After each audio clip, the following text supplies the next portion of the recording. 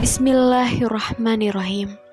Assalamualaikum warahmatullahi wabarakatuh. Fitnah merupakan bukan hal yang baru kita dengar. Bahkan, kita sering sekali mendengar kata fitnah ini. Tapi apakah kita pernah tahu apa itu fitnah? Dan bagaimana seorang mukmin menyelamatkan diri dari fitnah? Fitnah intinya adalah ujian. Fitnah juga seringkali disebutkan dalam Al-Quran yang memiliki banyak sekali makna. Lantas, apakah itu fitnah? Bagaimana orang mukmin menyelamatkan diri dari fitnah? Manakah yang lebih bahaya dari seluruh fitnah yang pernah ada di dunia dibandingkan dengan fitnah Dajjal? Simak dan tonton channel ini agar tidak salah paham.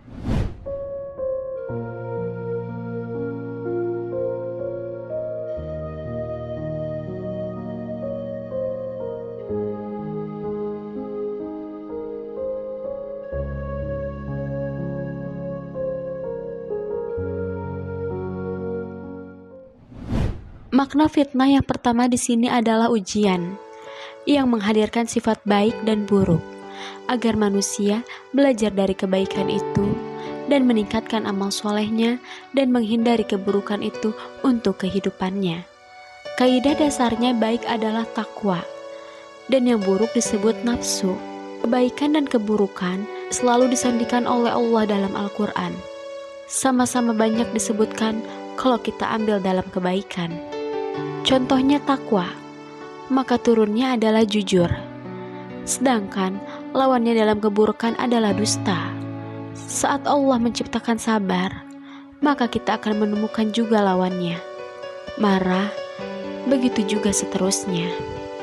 Asalnya, sifat buruk ini diciptakan Allah Subhanahu Ta'ala adalah sebagai pasangan dari sifat baik, bukan untuk menjadikan manusia untuk berperilaku buruk. Dan Allah tidak akan mungkin memiliki sifat keburukan. Bahkan Allah menciptakan makhluk yang tidak bernyawa sekalipun, pasti ada hal kebaikan dalam kehidupan ini. Sekarang mengapa Allah menciptakan sifat buruk ini? Ternyata Allah menciptakan sifat buruk ini sebagai penguji agar sifat-sifat baik ini muncul dalam kehidupan kita. Sebab, kalau tidak diciptakan sifat-sifat yang jelek, sifat-sifat baik tidak akan terlihat. Jika tidak ada dusta, bagaimana bisa dikatakan jujur? Dan begitu juga seterusnya. Jadi adanya sifat jelek-jelek ini untuk melatih agar sifat-sifat baik ini muncul dalam kehidupan kita. Yang baik diciptakan untuk diikuti, dan yang jelek untuk dijadikan contoh dan ditinggalkan. Lantas, bagaimanakah kita melakukannya dalam kehidupan? Cara melakukannya adalah ketika kita menemukan hal yang buruk, maka kita harus mencari lawan baiknya. Jadi saat kita menemukan hal yang buruk-buruk, maka Allah menginginkan hal yang baik-baik muncul dalam diri kita. Itulah yang disebut fitnah dalam makna ujian. Makna fitnah dalam ujian ini banyak sekali tingkatannya, dari yang terendah sampai yang tertinggi. Dan fitnah ini akan terus terjadi sampai akhir zaman. Bagaimana orang mukmin menyelamatkan diri dari fitnah? Dampak dari fitnah ini memanglah sangat mengerikan. Bahkan dosa dan hukumannya di akhirat kelak juga sangatlah berat. Maka harus sangat berhati-hati terhadap fitnah ini, karena fitnah ini urusan yang sangat panjang. Bahkan saat pelakunya sudah meninggal dan fitnahnya terus menyebar, dan dosa akan terus mengalir. Dan fitnah ini sangatlah berbahaya sekali dan sangat dilarang dalam agama. Dan semua manusia pun sudah tahu bahwa fitnah ini dilarang dalam Islam. Tapi masih banyak juga yang melakukan fitnah-fitnah. Naudzubillah. Semoga kita bukan termasuk orang-orang suka memfitnah sesama. Lantas, apa tanggapan kita tentang orang suka memfitnah?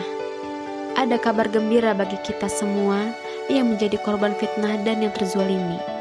Barang siapa yang sabar dalam menghadapi kezoliman dan terus bersabar dalam menghadapi kezoliman, maka Allah akan tambah kemuliaan orang tersebut dengan kemuliaan yang sesungguhnya di hadapan Allah Subhanahu Ta'ala.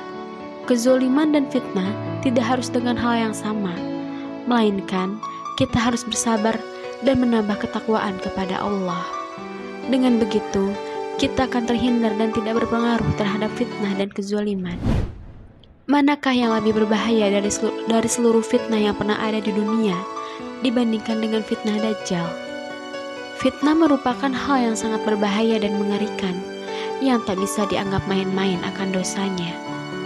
Namun, jika dibandingkan dari seluruh fitnah yang pernah ada di muka bumi ini dengan fitnah Dajjal, maka jawabannya, fitnah Dajjal jauh lebih kuat dan lebih hebat.